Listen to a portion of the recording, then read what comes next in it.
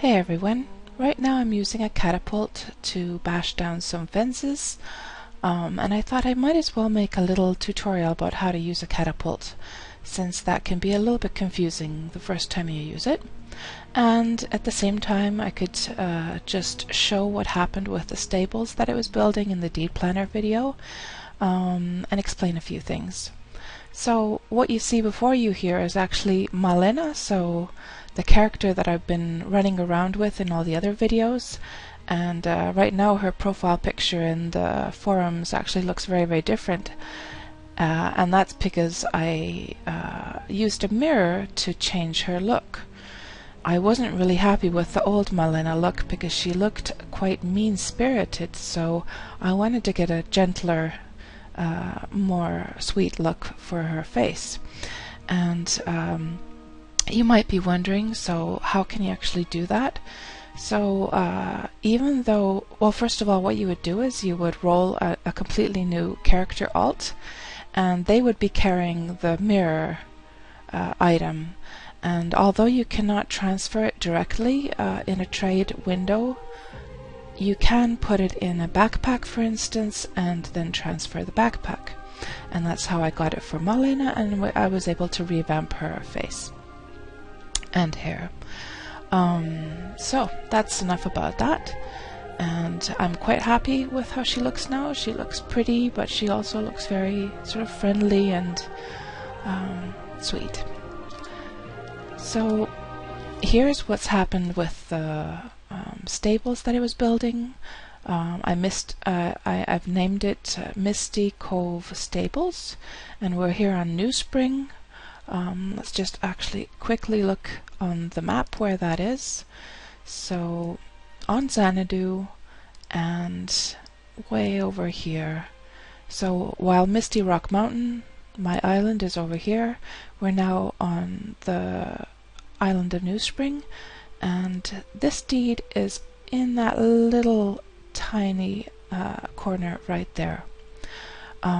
Something about New Spring that actually surprised me, like the reason I wanted to expand my horse business here to this island was because I was imagining that this is a very busy place and a great place to put up a business, and I was imagining that I'd have so much traffic and so many customers on this island, but actually it seems pretty empty around here. Like every time I go through exploring the island, there's only a few small hotspots that I do find where there's really active, like, villages, but for the most part it just seems to be some deeds, some abandoned deeds, but with no players around. And that would actually also explain why business has been really crappy. Actually, I make really good business with the horse business way back at my island, which is actually way over there. But so far I've only made one sale with these stables. It could be, however, that people just don't know about it yet. So anyhow, let's see what happens. I'm gonna keep the deed regardless, and things can change in the game, and it all depends on the players, and who knows what players are living on this island within, say, a year. So yeah, the deed is ready, and as you can see, the trees have also nicely taken root and are starting to grow here. So it's starting to look pretty final already, and everything has already been built. So and let's just have a little trot through, maybe have a look through the inside first, since this part was not built in the DeedPlanner video. And I could also mention these gates. So in my the tour of my island video, I was ranting about the fact that you could not build gates inside of a building, and that has actually recently been changed. So now we can do it, and I'm so happy because now this allows me to make stable stalls inside the stable. and thus keep horses that need to be quarantined or that I want to set apart, maybe reserve for a customer or something like that. And as you can also see, I've got some enchanted grass here inside, so that's also a recent addition to the game that that you can, if you plant thatch inside of a building, it will create grass tiles for you. So that's pretty cool, although it does feel a little bit unnatural that the grass would be growing here. Like, if I could have my way, I would prefer it that I could have like stone pavement, cobblestone pavement inside, just like you would have in a real stall. And then it would be really cool if you could have like a pile of grass that is maybe enchanted, that is sort of a never-ending pile, and then it would create a really realistic looking stable. Because, I mean, what stable has grass actually growing inside? Not really very many, unless it's already broken down. So this is the little kitchen area, and that over here was my smithing area. And let's have a look to the upper part. And then I also built a little house for leaving my character to sleep. And what I tried to actually do with the design of this house, for any of my old friends playing Ultima Online, or people who used to play that, you might recognize the design slightly from the villa building that we had in Ultima Online. So I tried to mimic that as best as I could.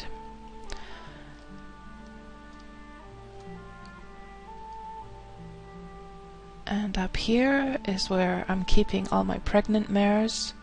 And just a little rant, actually. Well, not really a rant, but I'm just gonna grumble a little bit about the fact that when I'm breeding horses, I keep on trying to get more whites and palominos, being these yellow ones, and black horses, but I just keep on getting like the genetics of the bay, in other words the brown horses, is really, really strong, because for the most part I just keep on getting brown horses, and obviously, you know, customers would prefer to be buying these nicer colors. It's such a common color, the bay one. So I'm trying to work on getting more of those white and black and palominos, but it's a bit tough going. So the thing is that most of these horses I have on sale here are actually the bay, the brown ones, and that's mainly because I'm just trying to grow up for breeding purposes these other colors first, and once I got a good stock going, then I'll be starting to sell the palominos and whites a little bit more. I do have some blacks that I sell as well, but the palominos and whites I'm keeping for breeding purposes right now. So yeah, that's pretty much it for the stables, which I named Misty Cove Stables. I'm not sure if I mentioned that earlier. And now next, let's go and have a look at what I have been struggling with for the last week or so. So originally I had surface mined the rock down to this level, which was a huge task, as you can see. So this was all rock before, this whole thing, so that was quite tedious to actually surface mine down. And then I had fenced the whole area, and this was a pasture for all the newborn foals to keep. And then I noticed one day when I logged on that all my foals were scattered all over the mountains. They had just escaped all over here, and I could not figure out what was wrong. all my fences seemed to be intact. Everything seemed to be fine. I couldn't figure it out, and I was really perplexed, actually. And then I discovered something which is really, really important for everyone to know.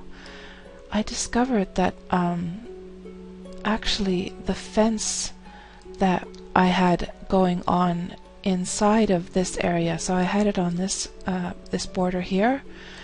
So no, somebody might have thought when I was complaining about this on the forums, somebody assumed that I thought that this would work as like as a substitute for a fence. But no, I'm not that stupid, although I can get pretty stupid at times.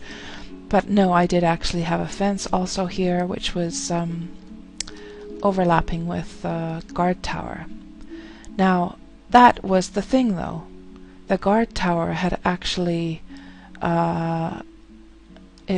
destroyed my fence, and I had not realized that at all. I mean, I've built guard towers before. I've built fences, tons and tons of fences before. Never had an issue, but I've never actually built a fence that was next to a guard tower. So this was a new situation for me. And on Wurmpedia, it would have, if I would have happened to check the Wurmpedia pages for these, it would have actually warned that guard towers will destroy fences. So, but it didn't even come to my mind. I was already used to building both of these elements, so there would have been no reason to actually visit Wurmpedia. So, yeah. So apparently, what happens is that everything is fine until a new guard spawns, and if the guard happens to spawn from that side, that like tile border that is being shared with a fence, it will just pop it away and destroy it. So folks, be careful of that. If you happen to have a guard tower lined up with your fence, just better check that out and make sure you don't have it that way, or make just additional fences like I've had to do now. So originally this wasn't existing here at all, these two pieces, but I've now had to add those. And also for your information, even though these corners are sharing the same corner with the guard tower, as you can see here, that will not destroy the fences, so that's fine. As we can see, it has not done anything to these fences. So, but enough about that.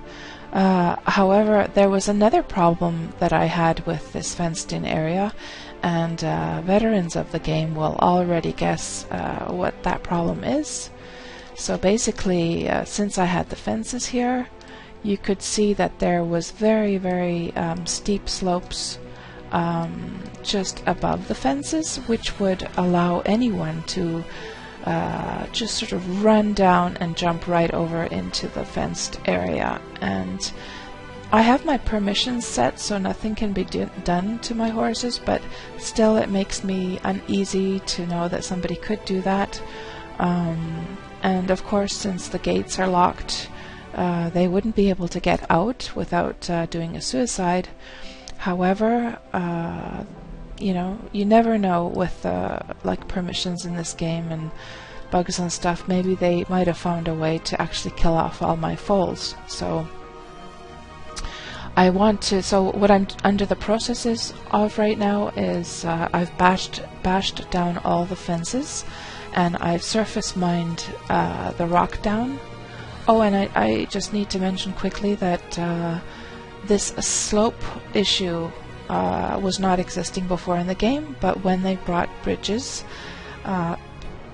apparently it was because of the bridge update, the mechanics changed a little bit, and now it is actually possible to jump over fences. However, you cannot, from what I've understood, you cannot jump onto a roof of a house. So if I had a house right here, that would not have been possible. It's just fences. And if any of my information is incorrect, please somebody maybe make a comment and I'll add an annotation later on. So yeah, so far I have surface mined now down this. This was much higher before, and I'm thinking that let me just check the slope on this. So 36 slope right now. I'm thinking that this should be pretty safe. Somebody recommended to have 23, as after that, like 24 and up, you would slide down a slope, but I tested it out and I think this should be pretty safe, that even if you do sort of run down the slope, it should not, like if a fence was here, I would just sort of just crash into it. I would not be able to sort of like jump over it or anything.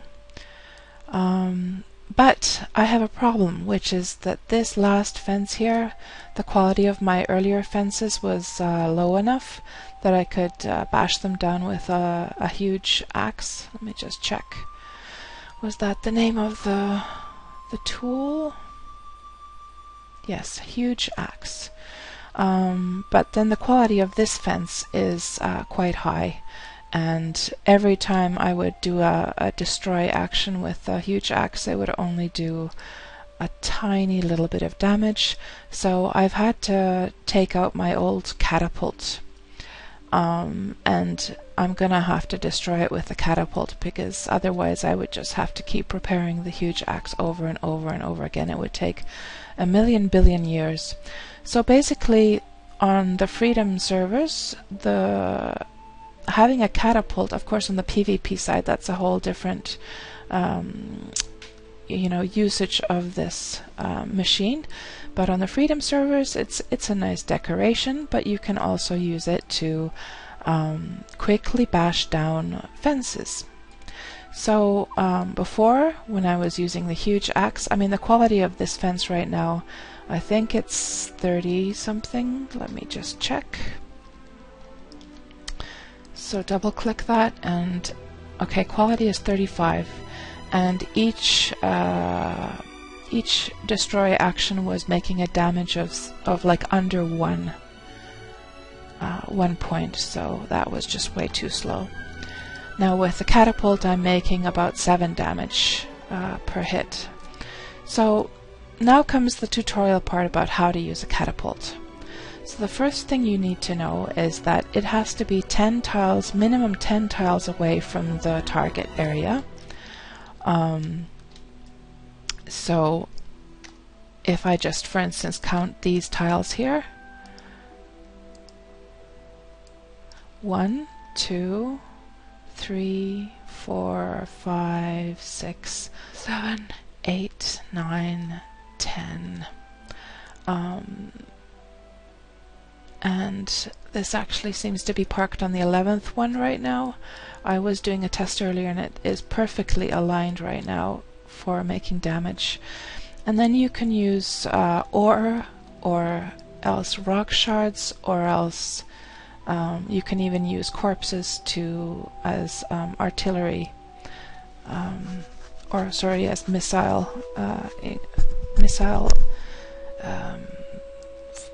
for the catapult. So and then the way that you do it, let me just put these clients. I always use like 2 characters for this, because trying to find the perfect location for the catapult is a bit tricky. That's probably the hardest part about using a catapult. The rest is pretty easy to figure out, but just finding that perfect direction, so the direction is affecting. So if I were to actually rotate this catapult a little bit to the left or to the right, it would actually, shoot to that direction or that direction. So not only does it have to be on the right tile, but it also needs to be directed in the correct direction. And if right now this ground is level, so that is the easiest way to estimate the correct distance. However, if the catapult would be way up here on the mountain, it would require less tiles, because the rock would be going down, and just as if the catapult would be down here and I would be shooting upwards, I would need more tiles to compensate for that direction. So I use 2 characters because it's the easiest, like when I am shooting these pieces of rock. Well, I'll show how this works and you can see. So let's just grab this rock from here, and I'm not sure if I already had a rock loaded, but let's give it a try. Machine, okay, yeah, it has a rock already loaded, so it's only offering to unload. And I'm gonna, since it's about 10 tiles away, 10 or 11, I'm going to just winch it 10 laps for now. And you'll actually hear this nice little winching sound. And the reason I use 2 characters at the same time is because I can check to see not only how the rock is falling in here, but also check the damage, like how that's progressing. So right now the damage for this one is 8.11, and now if from this window I fire, we will probably able to see, we can see the rock. Did you see that drop down? There we go. And now if I check the damage, 14.8, so that was a successful one. And you gain catapult skills in this game, so I'm thinking that it probably affects like how effective you are, because you can also miss even though everything is directed in the right direction and so forth. So okay, now load and then winch 10 laps. But yeah, I remember first starting out with a catapult, it was quite challenging to figure out how this thing, how to get it positioned right. Fire. And again we can see we saw the rock coming down, and let's check the damage. 14. Okay, so this one I missed, and actually you get a message. You just missed some fences with the rock shards. Now, this is also one indicator of whether or not you're actually targeting the right area, because if my catapult would be now targeting, say, these empty tiles over here, you wouldn't get that kind of message at all. And I forget now what the message is like. Actually, wonder if I have it in my history here.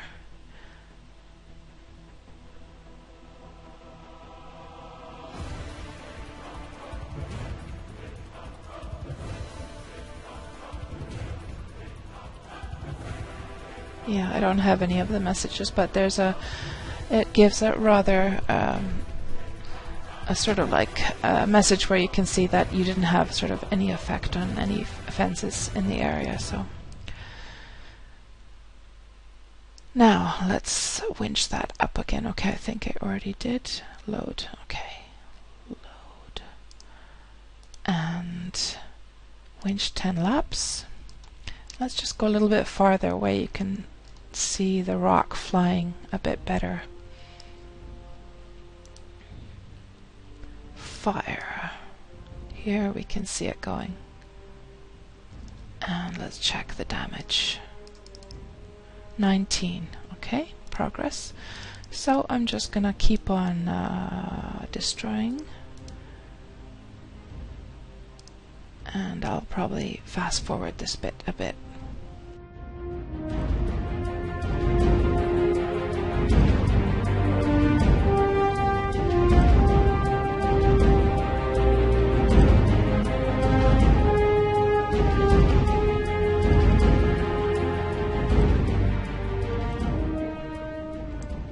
Alrighty, so right now the damage is 91, and we're just about done with destroying this fence. So I'm just gonna do this a couple times more and it will be done.